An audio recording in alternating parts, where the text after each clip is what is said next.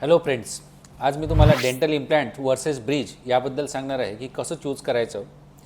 जसं की आपण इथे बघू शकता, डेंटल इम्प्लांट्स म्हणजे काय, रूट रिप्लिका, नवीन रूट म्हणजेच हा आपण असा रूट बसवतो, याला डेंटल इम्प्लांट म्हणतात आणि याच्यावर असे दात बसवतो। याच्यामुळे फायदा काय होतो, हे आजूबाजूचे दात कट करणार होते। परंतु ब्रिजमध्ये काय असतं, जसं की तुम्ही इथे बघू शकता, याच्यामध्ये आजूबाजूचे दात हे कट करावे लागतात आणि हा मधला दात बसवण्यासाठी हे असं ब्रिज लावावं लागतो, ह्याला म्हणतात ब्रिज।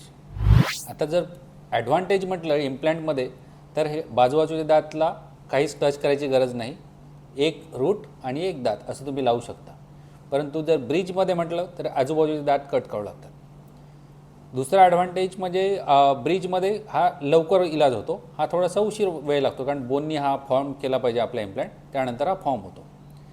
आणि हा जो आहे, दोघांची फंक्शन जरी इक्वल असलं तरी हा जोपर्यंत खालचा दात आहे तोपर्यंत हा ब्रिज टिकणार, तसं इम्प्लांटच्या बाबतीत नाही। इम्प्लांट एकदा ऑस्टिओइंटिग्रेट झाला तर हा बऱ्याच काळ टाकतो आणि बाजूबाजूच्या दातांना काहीच फरक करायची गरज नाही।